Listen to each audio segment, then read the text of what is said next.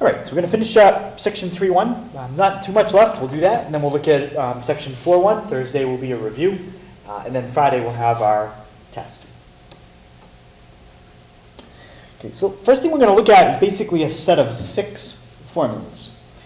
And these formulas basically are going to show us when inverse sine and regular sine cancel each other out. And there's a condition here, okay, of when this formula works. So, for example, let's type it in with numbers and show it to you. I type in inverse sine of the sine of 20. And I hit enter. And I do it in degrees. Watch what happens. What do you notice just happened there?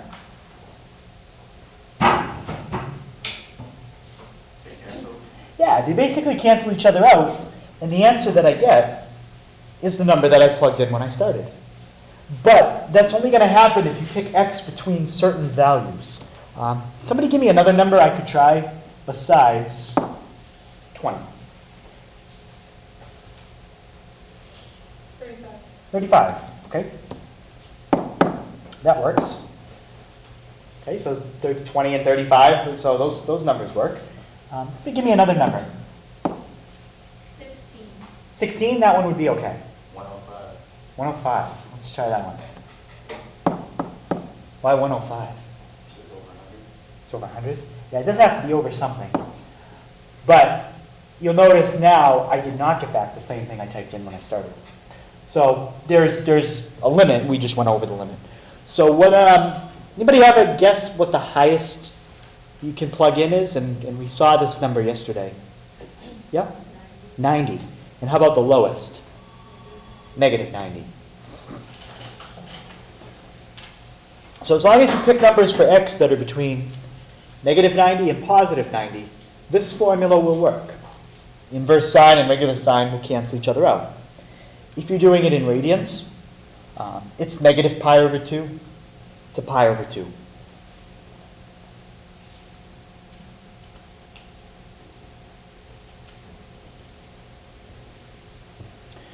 Right, now, the one other thing we can do with this formula, we can do it with the cosine and the tangent one we're going to learn, is we can switch the order of the inverse sine and the regular sine. And they still cancel each other out.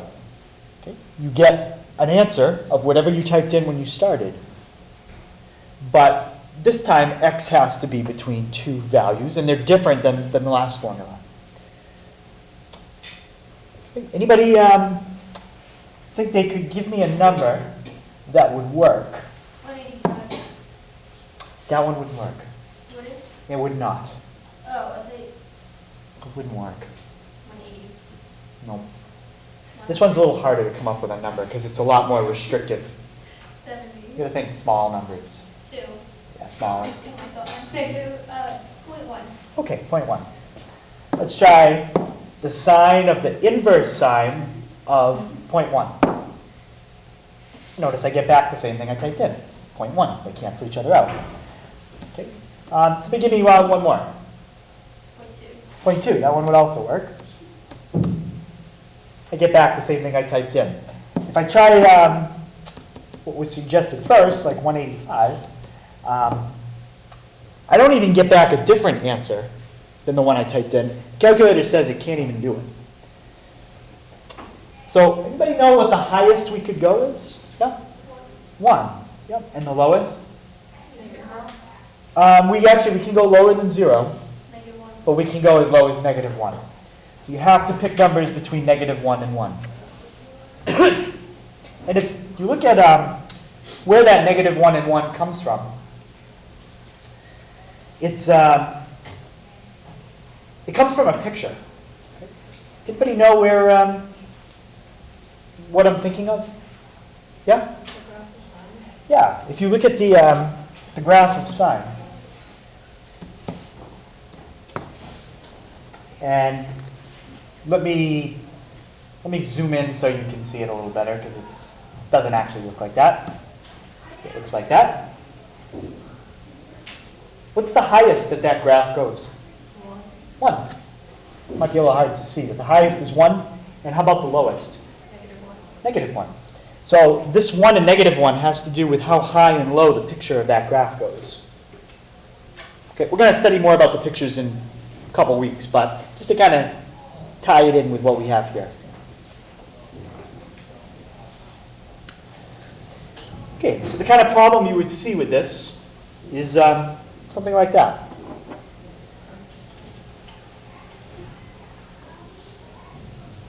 It's basically a yes or no. Bless you. It says, is the inverse sine of the sine of pi over 8 equal to pi over 8? So, first thing I have to figure out is look at this way it's set up and look at what I have up above. We got to figure out which formula it is. Is it formula 2a or is it 2b? Yeah, inverse on the outside, regular on the inside.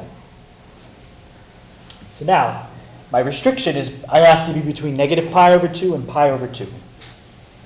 Is pi over 8 between -pi over 2 and pi over 2? Well, do you have to do it out to see? I don't think so. It's like if I said to you, you've got -1/2 and 1/2. If I asked you, is 1/8 between those two numbers? Yeah. Yeah, it's the same thing here. -pi over 2 and pi over 2. Well, pi over 8 is smaller than pi over 2. Right? Think about it. If you take pi and divide by 8, it's a smaller number than pi divided by 2. So it's smaller than that, but it's still a positive number. So it's definitely within that interval. So I don't think you need to do it out. If you do, you can, but any questions on how we figured that out? So does that mean the answer is yes? Yeah, for this problem, the answer is just yes.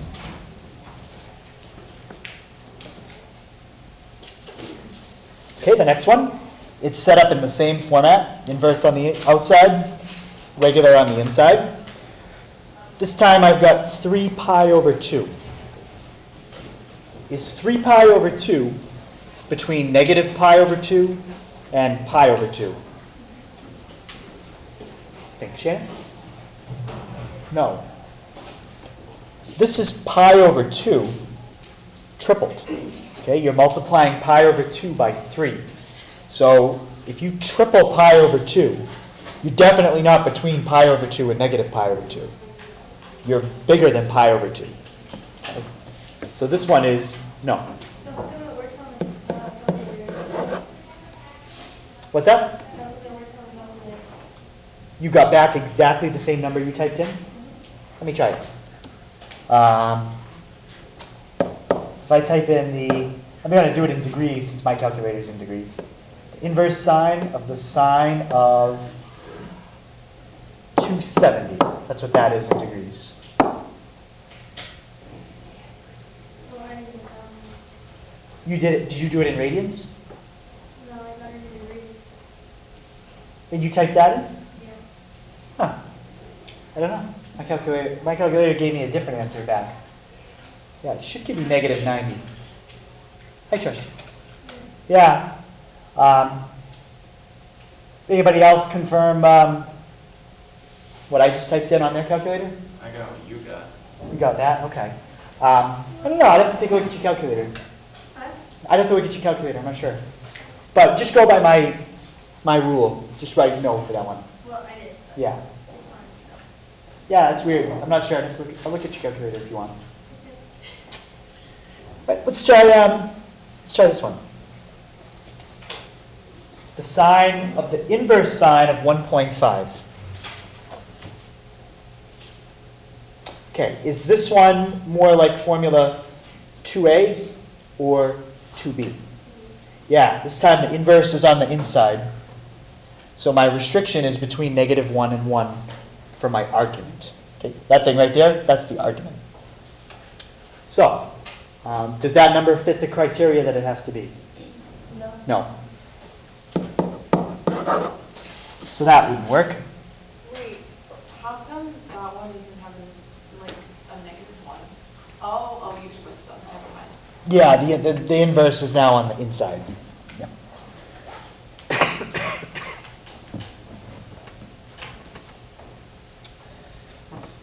Okay, and the last one we'll do for sine. I basically did a yes and a no for each type of equation. So this one, inverse is on the inside. This time 0.6 definitely is between -1 and 1. So the answer here would be yes.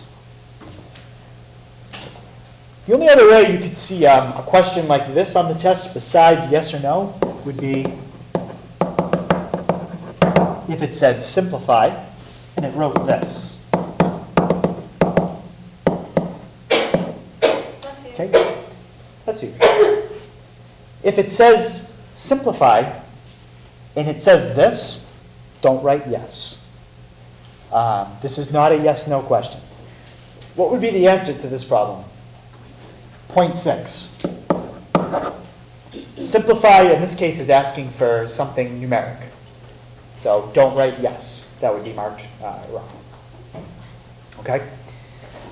Any questions on that?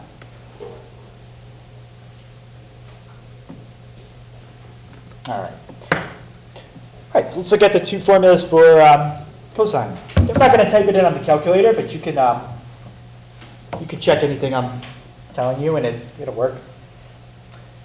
So we're going to look at when inverse cosine cancels regular cosine, when the inverse is on the outside.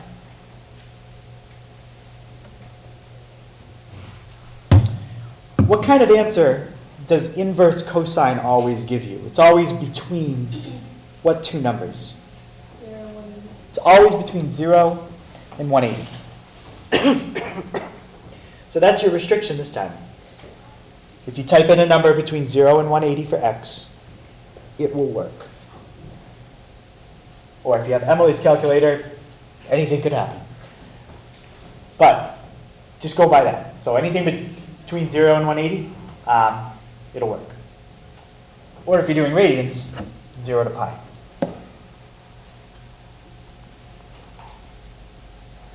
Okay, formula 4b, it's the same pattern as formula 2b. I switch the inverse and the regular cosine. And again, they'll cancel each other out. And the answer that I get is whatever I type in, as long as x is between something and something. Now, when we figured it out before, how did I figure it out looking at a picture for formula 2b? What did I do? Yeah, Tess? So you look how high and how low the graph was. Yeah, we looked at how high and how low the graph of sine went. So let's do the same thing. Let's graph cosine in red. And how high and low does the graph in red go? The same. It's the same. In fact, sine and cosine are pretty much the same function. If you just took the graph in blue and slid it to the left a little bit, or you could look at it, take the graph in red and slide it to the right, they would be exactly the same picture. So I think somebody yesterday mentioned about like the slope, and I said I couldn't really show you both graphs together at the same time on the smartboard, but on the calculator I can. So hopefully you can see they are the same type of graph. Okay, so that's your restriction for formula 4b.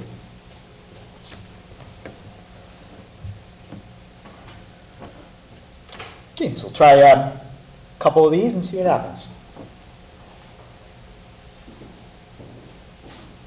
All right, so Eli says, is the cosine of the inverse cosine of 0.95 equal to 0.95? Is that formula 4a or 4b? 4b. Yeah, 4b has the inverse on the inside, inverse on the inside. What's the restriction I have to be between for x and 4b? -1 and 1. -1 and 1. So I've got 0.95. Is that between what you just said? Yes. Yes. So this formula, or this example, works. Somebody give me a number for this that would not work.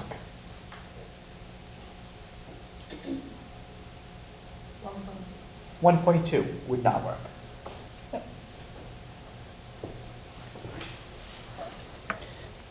All right. How about this one?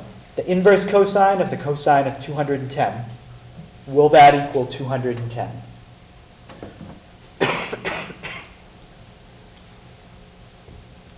Dakota, what do you think? No. What's the highest you can go? Yeah, you can only go to 180. This is formula 4a. So nope, that one would not work. Okay, and those are the only two I was going to do for the cosine formulas. Any questions on that? Right. So the last two formulas are for tangent. And we can figure out the restrictions exactly like we did for the last two. So some of this we should hopefully remember from yesterday. Inverse tangent on the outside, regular tangent on the inside. Those will cancel each other out as long as x is between two numbers. When you're dealing with inverse tangent, what two numbers do you have to be between?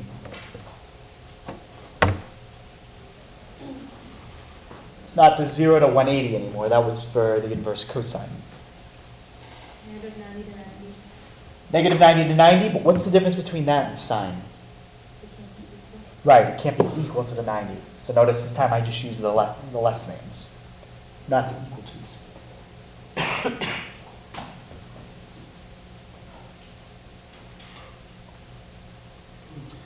Okay. So anything between negative 90 and 90 will work fine. Okay, and the last formula for this section, I'm going to switch the inverse tangent and the regular tangent. And can someone remind me again how we figured out the restriction when the inverse was on the inside? What did I do? Looked at a graph. So I'm going to do the same thing again. I'm going to look at a graph. I'm going to get rid of sine, get rid of cosine. And before I get graph, what did we look specifically for on the graph? The height, how high and low the picture went. So I want you to do the same thing here.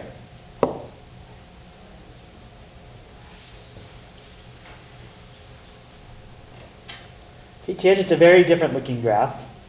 It's not continuous. Continuous means you could put your pencil anywhere and trace the whole graph without ever picking it up. This one you can't. It's broken into sections. How high does this graph go? Yeah, it does go to infinite. It doesn't stop at the edge of the screen there. It keeps going. Up forever. And how low does this graph go?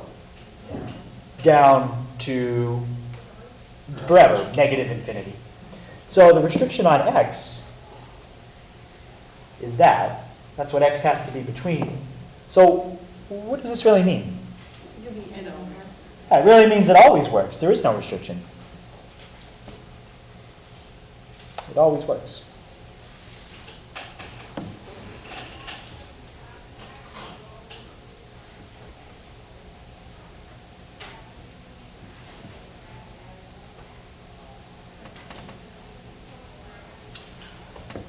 Okay, we'll just try one of those.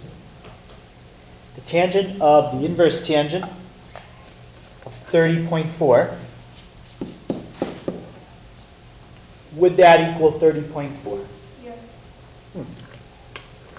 That's formula 6b, which always works. Oh, you're right. Hmm? Okay. So when you're doing 6b, x can be anything. So we just write yes.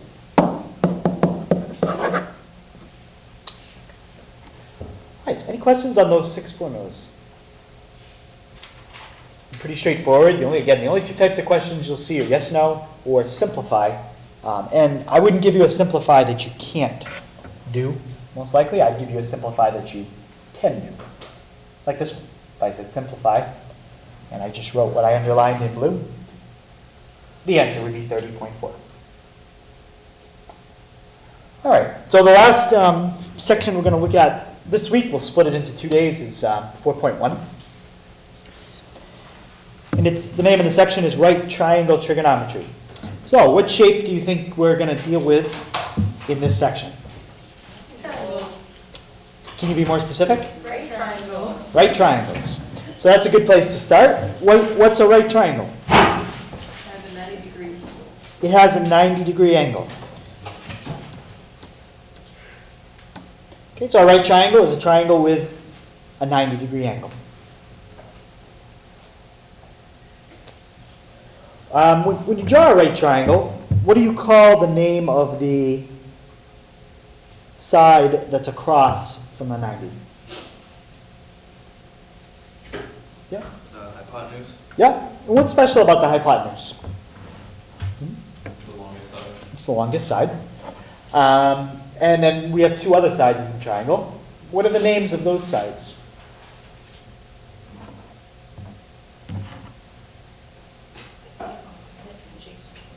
We're going to talk about those two terms in a little bit, but they could be. But there's a kind of a general term to describe the two sides that are not the hypotenuse. A and B. You can label them as A and B if you want to name them. So it's all kind of touching on the answer here. They're legs, yeah. Sometimes they're named A and B. Sometimes they're called opposite and adjacent. But in general, they're just the legs of the triangle.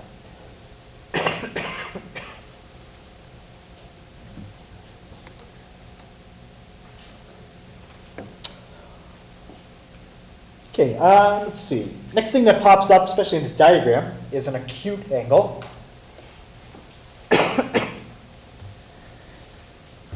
What's it mean if you have an acute angle? Less than 90 degrees. That's part of it. It's less than 90, but it also has to be something else.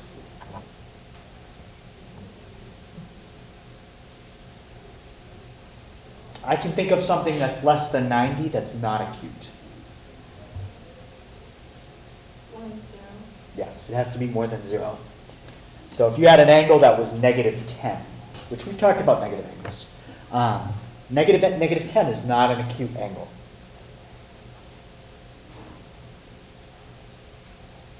It's got to be less than 90 and more than 0. Okay, any questions on that? All right, so next thing we're going to look at, it's going to be a picture. So what I'm going to do is I'm going to draw, you might want to watch me draw it for a second so that you can kind of draw what I'm drawing, but watch me do it first.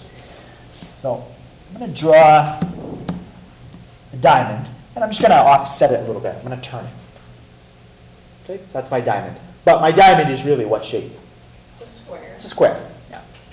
And what I want to do is I want to find where this line is going to cross another line. Okay, I'm going to delete these two lines in a second because I won't need them. Right there. That's the point I wanted to find. So what I'm going to do now is I'm going to make another square starting from that point. And I'm just going to slide it in a second, about like that. So any questions on that picture? Okay, that's what you want to draw. What do I have there? Can somebody describe that image? Yeah. You have 4 right triangles. I do. I have 4 right triangles. Let's talk about those triangles. How do the triangles compare to each other?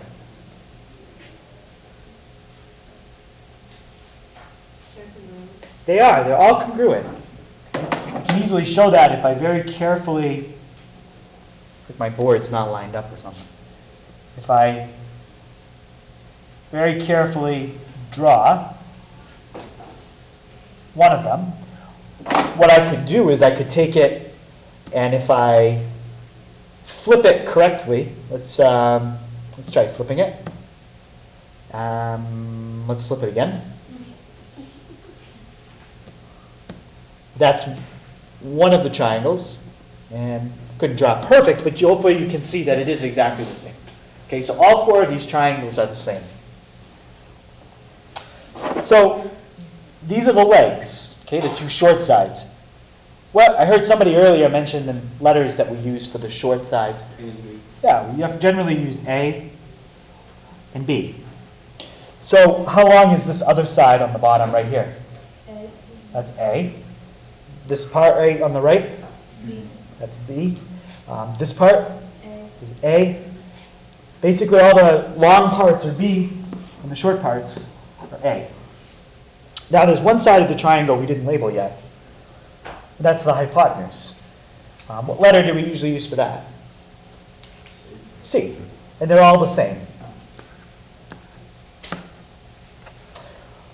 All right, so what I'm going to do is if I color this maybe, no, I don't want to do that. Let's do it like that. And I can make it a little more transparent. So what I've got there is the, we'll call that the red square. Okay, I want to find the area of the red square. Does anybody know what I'm getting at here? What this picture is kind of... You can find out how big the small square is by finding out the triangles. Like if you find the hypotenuse for each triangle, you get the small square. So what am I, does anyone know what I'm doing? Like, why am I doing this? I'm kind of trying to get at something here. I'm showing something to do with the Pythagorean Theorem. Yeah.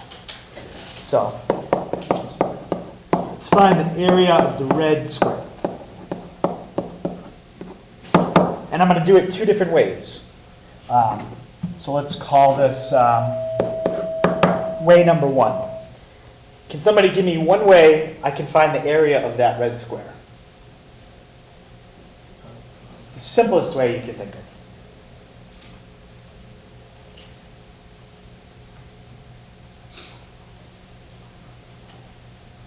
Find the side. Okay, C. So I've got the side.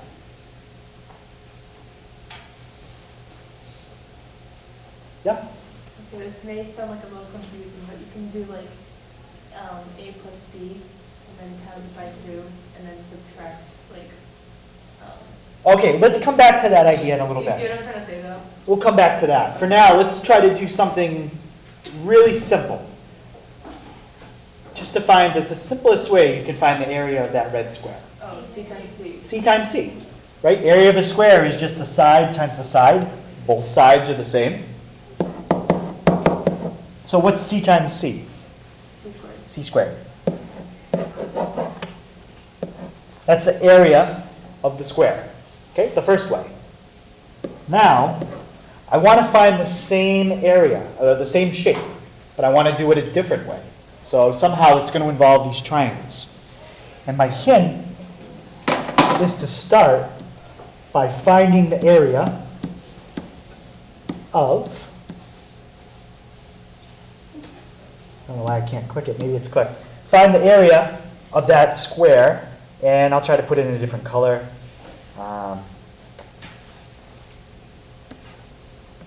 Now I can do it. Why I had to move it to do that, I don't know. But find the area of the square in green. Okay, that's part of my hint at a different way to find the area of the red square. What could I do? How would finding the area of the square in green help me to find the area of the red square? Yeah, there's a way you could figure out the area of the red shape if you know the area of the green shape and do something else. Yeah? Do A plus B squared, or like times by 2. Okay, so we'll worry about how we're going to do it in a second. But the first thing, I just kind of want to figure it out is kind of where am I going with this? So I'm going to find the area of the green square somehow. Okay, we'll figure that out. But then what would I do? Subtract the area of the red square. Not subtracts the area of the red square. The triangle. Subtracts the area of the triangles. Okay, if you find the area of the green square and then subtract this, that, and that, what would you be left with? The red square. Okay, so that's the general idea we're going to do. So let me just write that down. Area of green square minus the area of the triangles. And that's going to be easy because once we find the area of one triangle, all those triangles are what? The same. They're all the same. There's 4 of them. So take the area of the green square minus the area of the triangles.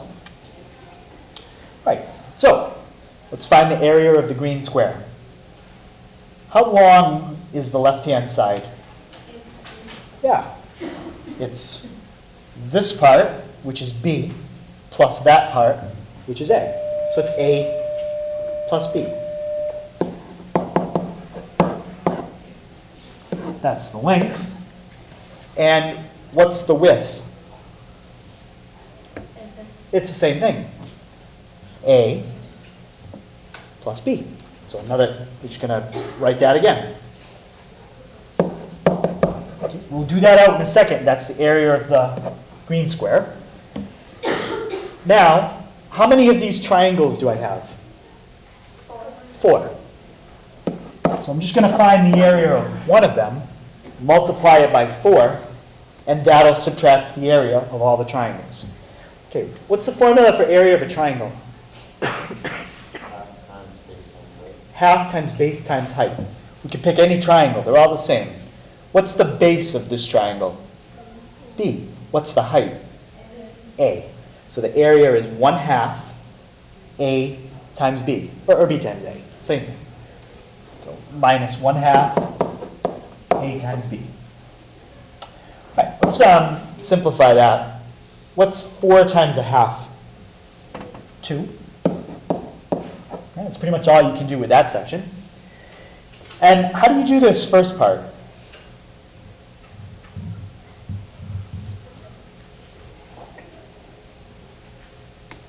A plus B times A plus B. Distribute. What would you distribute first? A times A, which is? A squared. Okay. What would you do next? A times B. A times B, which is? AB. Yeah, just AB. You can't really do anything with that. And then B times A. Yep, we have another A times B And then B times B, which is B squared. plus B squared. Okay. Does anybody see what's going to happen there?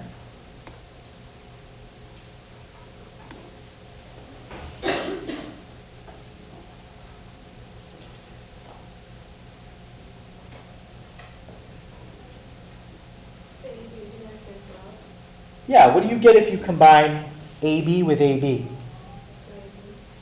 So that's 2AB, positive 2AB, negative 2AB. So positive 2AB minus 2AB. What am I left with? A squared plus B squared. And A squared plus B squared, what does that represent again? In our picture? The area squared. The area of the red square. So here's a formula for the area of the red square. What's my other formula for the area of the red square? The first way I did it. C squared. So if that and that are both formulas for the area of the red square, what does that mean about the two things I just checked off? They're equal. They're the same thing. This area equals that area. And there's your Pythagorean theorem.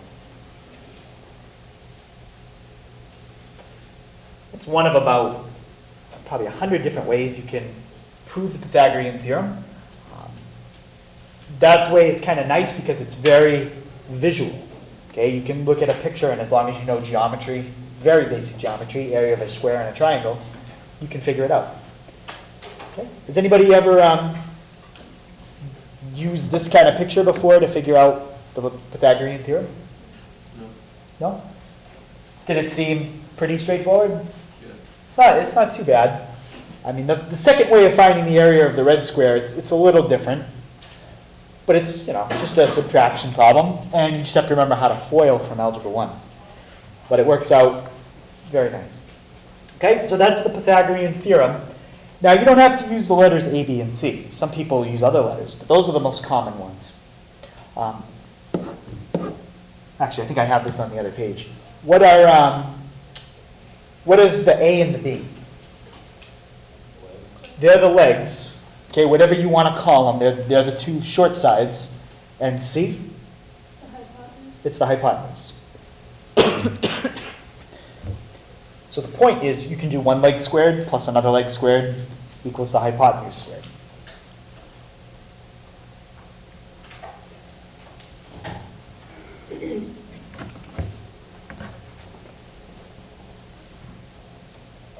Okay, and the reason I do that is because the Pythagorean theorem, it's such, I mean, it's a formula you've probably been using, since like 7th or 8th grade. And to explain where it comes from isn't really that hard. Some formulas to explain in math are pretty hard. It could take like an hour to figure out where it comes from. That definitely didn't take an hour. It's just a basic area problem. So just like to kind of show you where that comes from, since we're going to use that formula a lot. All right, so a couple people already mentioned these terms, opposite and adjacent. So our goal now is we're going to define the 6 trig functions, the sine, the cosine, the tangent, the secant, the cosecant, and the cotangent. But we're going to define them with these words opposite and adjacent. We don't want to use the letters A, B, and C, because in a real problem, the book might not use the letters A, B, and C. But opposite and adjacent and hypotenuse are more universal. Okay, it's opposite. Call it whatever you want. Call it X, call it A, but it's opposite. Okay, so they're more universal. So let's look at this picture. And before I try to explain anything, can anybody tell me what side is opposite here? Which side? Well, the hypotenuse is the hypotenuse. It's not opposite. So is it, So we get the left side and the bottom the side. left side? Yeah, opposite is the side that's farthest away. Okay, it's the side that has nothing to do with the angle. Okay? If you took away the side that's opposite, you would have this. You'd still have an angle. Okay? The opposite side is not part of the angle that we're talking about. And maybe I should mention this too. This is a Greek letter. I think we've already used it before. But anybody remember what that is? Theta. Yeah, theta. Okay.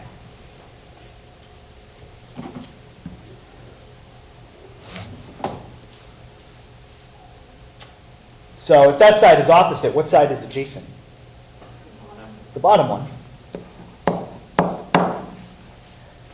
And adjacent is the side in the triangle that is part of the angle. That's not the hypotenuse. Okay? It's the side that forms part of your angle. In other words, if you took out the adjacent side, you don't have an angle there anymore. You got rid of that angle by removing the adjacent side. Okay, so the adjacent is the side in a triangle that forms part of your angle, and it's not the hypotenuse. Okay, hypotenuse is the easy one because it's always across from the 90. That never changes. But let me take the same picture, just make a copy of it. And instead of putting my angle that I'm referencing at the bottom, let me put it at the top. That's going to change some things. Where's opposite now? It's at the bottom. Where's the hypotenuse? Still across from the 90. That doesn't change. And now this would be adjacent. So what just happened to adjacent and hypotenuse? They switched. So when we use the terms opposite and adjacent, they're relative terms. What are they relative to? The angle. They're relative to theta. So the way I kind of explain them is they're like the words left and right. You can't just say to somebody, oh, it's to the left. Well, you have to give them a reference point. Left of of what? Like, is it, if I'm facing you, to me, left is the door. But if you're facing, the direction you're facing, left is the window. So it's to the left of what? Okay, you have to reference something. So what we reference in the problem is the angle. And we don't use the words left and right, we use opposite and adjacent. Okay, so opposite and adjacent are always relative to theta. Okay, pretend like you're standing where theta is. Opposite is farthest away. Adjacent is the side that's right next to you. That's not the hypotenuse. So any questions on what I mean by that? Opposite and adjacent being relative.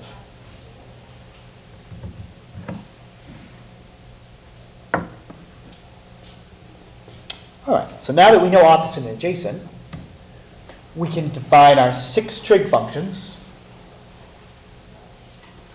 using those 3 words we just had, opposite, adjacent, and hypotenuse.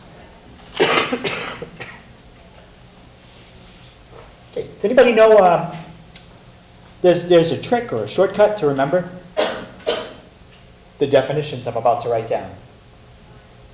Anybody know? Yeah? Sakatoa, can you explain that to me? It's basically like, I don't know how to explain it, but I just know what it means. You know what it means? So it stands for something. Yeah. Okay. With the beginning of the saw is SOH, so that means sine is equal to opposite over hypotenuse. Yeah, so if we start, I should actually put this on the whiteboard. SOH, sine is opposite over hypotenuse. Okay, how about the next part?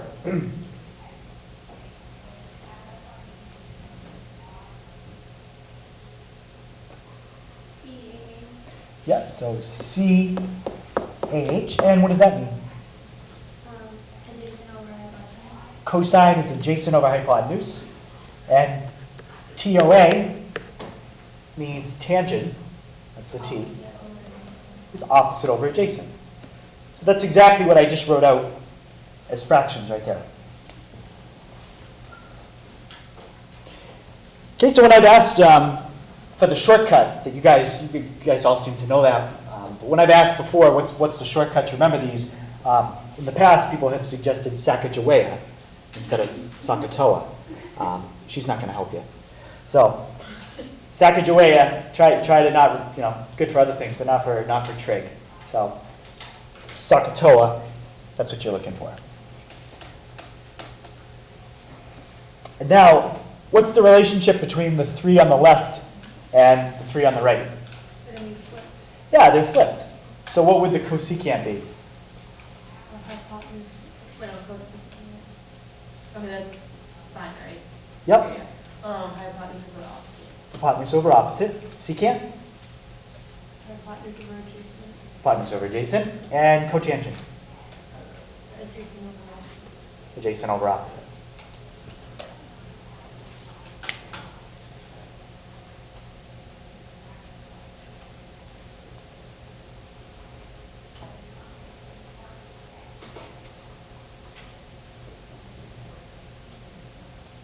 Okay, and those are your 6 trig functions using the words opposite, adjacent, and hypotenuse.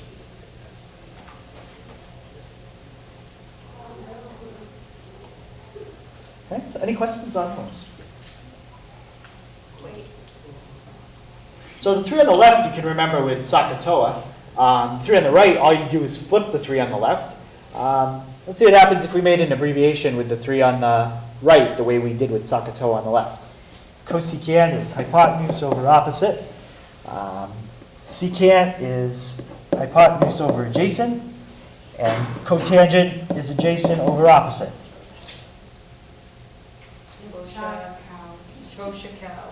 Choshikau.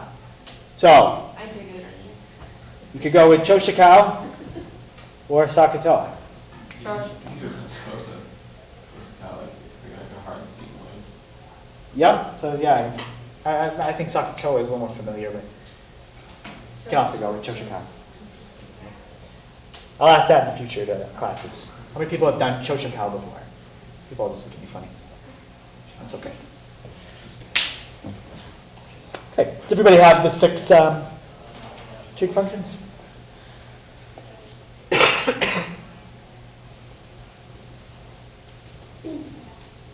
All right, so what they're going to do is they're going to give us a triangle.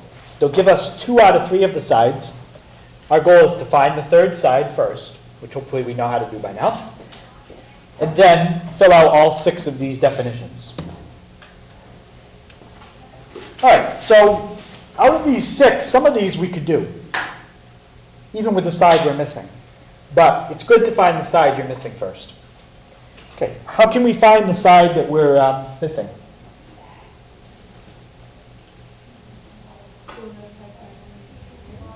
Do the Pythagorean Theorem. So call that side C. And can somebody set up the Pythagorean Theorem for me with the numbers and letters I have up there? Yeah. 3 squared plus 4 squared equals C squared. Squared. Okay, and Alex, 3 squared would give me how much? 9. And 4 squared? 16. And if we add what he just said, 9 and 16 is 25. And my last step, about Dakota? Square root of 25, which is 5. So this time I picked one that comes out nice.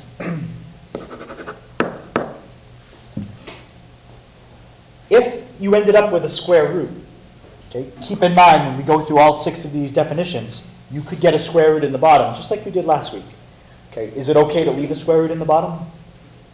No, you've got to fix it, just like we did. All right, so let's start with sine. Tyler, could you tell me the sine, and again, we're relative to theta, which is in the lower left. So the sine of 4 and so 4 and 5. 4 over 5. That's it. That's your sine of theta. Norm, how about the cosine of theta? 5 over 4. What's the definition for cosine? Yeah. Do you have it? You got it in your notes? Yeah, you should go back and look at it.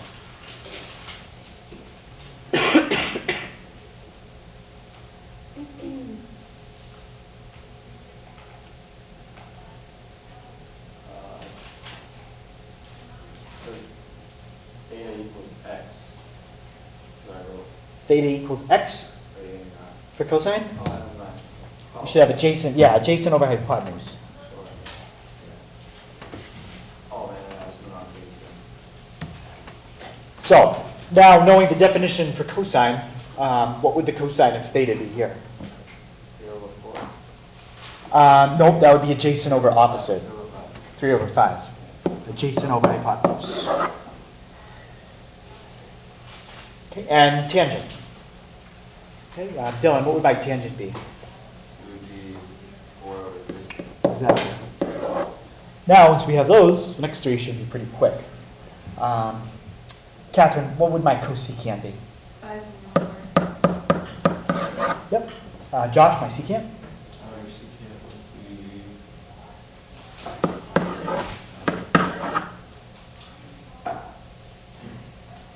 5 over 3. Mm-hmm. And Maddie, what about my cotangent? 3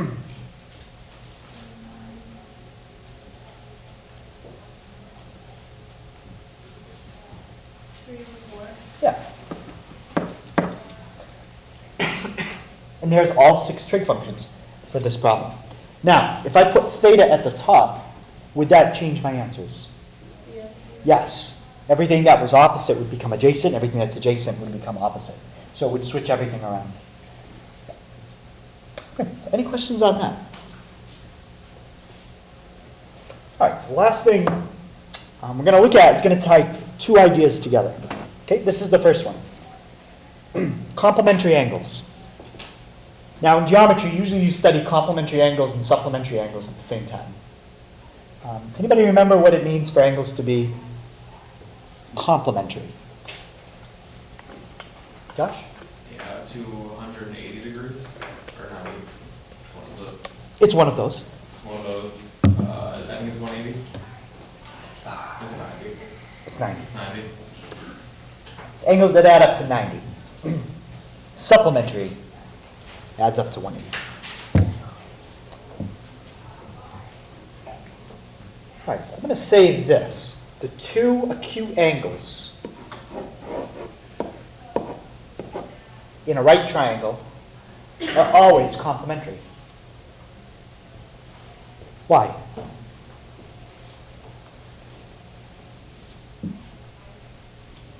Why are the two acute angles in a right triangle always complementary? This relies on a fact I haven't mentioned in this class yet, but it's a fact about triangles. Hopefully you know. Because triangles have to add 180, Okay. and there's already 90-degree angles, so you have to have another 2 out of 90. Exactly. Okay. They all have to add up to 180. You've already used up 90 for the right angle, so the other two have to add up to 90, which means complementary.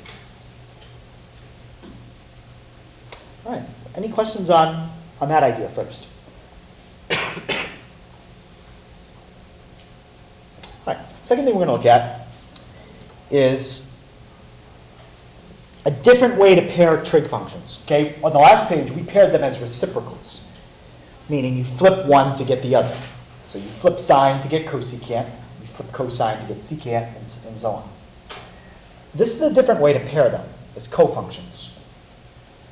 Okay. To find out what the cofunction is for a function, all you have to do is take the function name, put the word co in front of it, and say it. And that's the cofunction.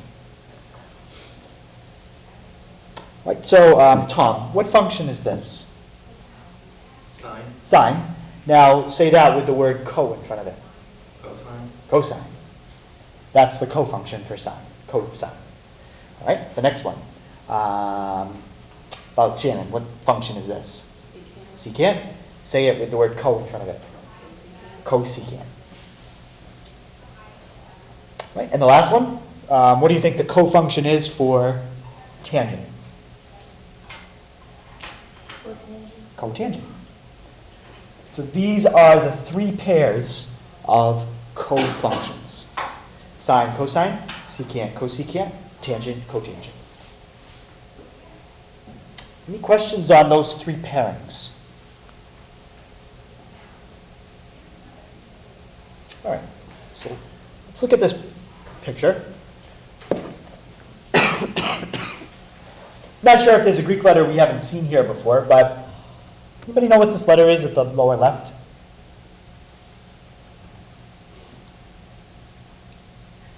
I mean, it's not drawn perfect. That's about as good as I can do. It's not fish.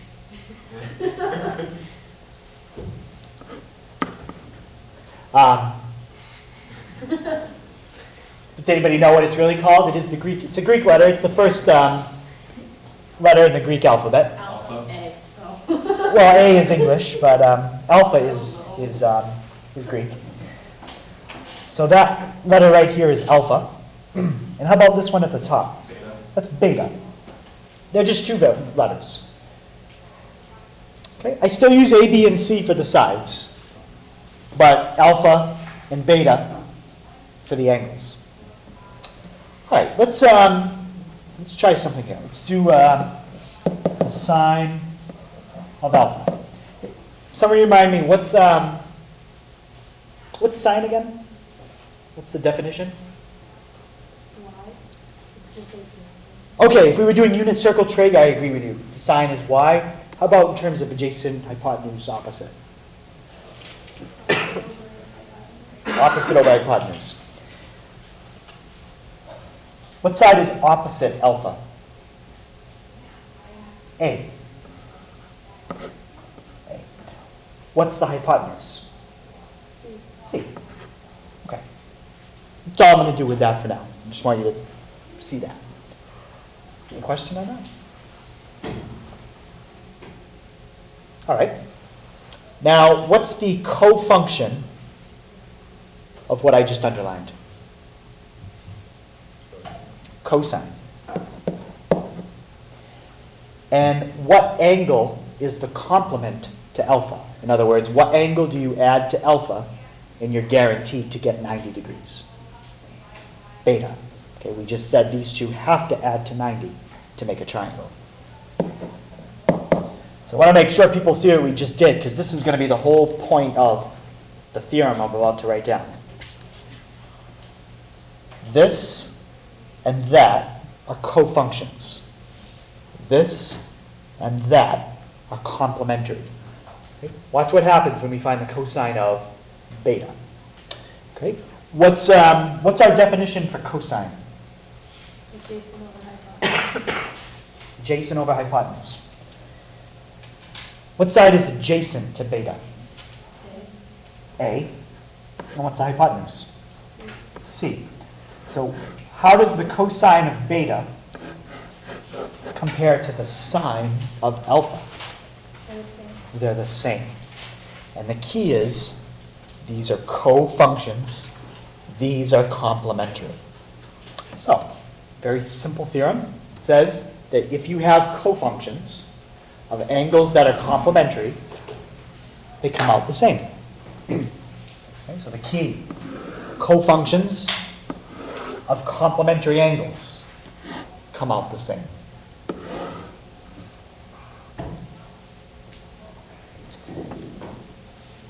Okay, so we'll try these three, and then we'll see if we can do the last example.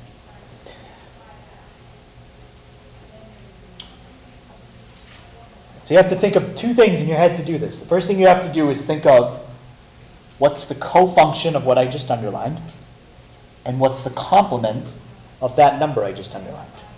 That's what goes on the other side of this equal sign. Okay, so what's the cofunction of sine? Cosine. And what's the complement of 30?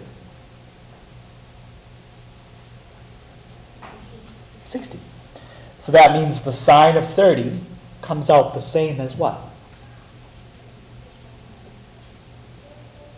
Cosine of 60. The cofunction of the complement.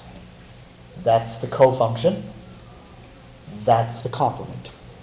Okay, and you can check that. I mean, it works. The sine of 30 is a half. Cosine of 60 is a half. Okay, how about the next one? The tangent of 15 would be the same as the what of what?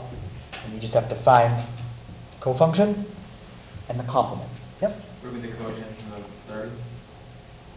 I like cotangent, because tangent and cotangent are cofunctions, but I don't agree that 30 and 15 are complementary. 75. 75. Remember, complementary means they have to add up to 90. Okay. How about the last one? Secant of 40. Redemption, let's see. The cosecant of 50. The cosecant of 50, yes. So, where you would see this idea is in a problem like this. We'll just write it like the way I just did. Sine of 15 divided by cosine 75.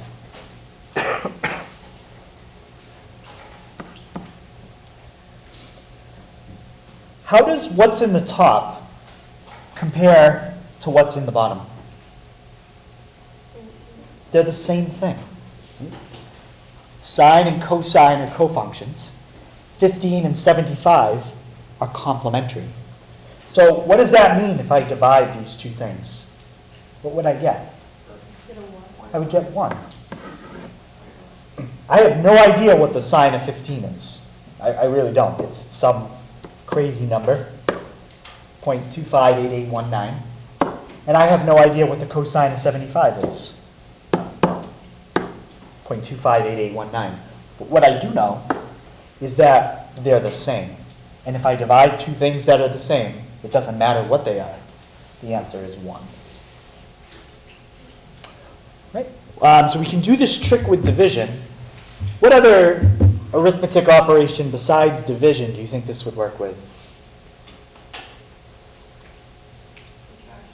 subtraction. I have no idea what the tangent of 12 is. I also have no idea what the cotangent of 78 is. But what are tangent and cotangent? Cofunctions. What's 12 and 78? Complementary angles. So I have cofunctions of complementary angles, which means this and that are what? They are equal. So I'm subtracting two things that are equal. What would I get? 0. 0. Now this trick doesn't work with addition, because if you add two numbers that are the same, do you always get the same answer? No, you get the answer doubled. 2 plus 2 is not the same as 3 plus 3. But 2 minus 2 is the same as 3 minus 3. That's why it works with subtraction. And it doesn't work with multiplication. Okay, if you multiply two things that are the same, you get the number squared. But if you divide two things that are the same, you always get 1. Okay, so for these kind of problems, your answer would always be 0 or 1, unless they did something like this. If they did that, what would be the answer to this problem? Yeah, this part's 1, that part's 3. 3 plus 1 is 4. But the point is, something always has to simplify to a 0 or a 1. Questions on the complementary angle theorem? Okay. All right, so the first part of the homework, it's all yes or no questions. It's all you have to do for 46 to 51 and 53 to 55. And then page 255, that's what we just did. The right triangles, SOHCAHTOA, and complementary angle theorem. Okay, that's page 255, 9 through 21 odd. Okay, so for those of you that aren't going to be here tomorrow, at the beginning of class, I put up the homework for 4.1, part 2. That homework is due, if you're not here tomorrow, Thursday or Friday, either day. If you are here tomorrow, make sure you get that turned in the next day. Okay. For everybody, though, the test is still on Friday. Okay? And I will be here for extra help on Thursday if anybody needs it. And we're going to review on Thursday in class.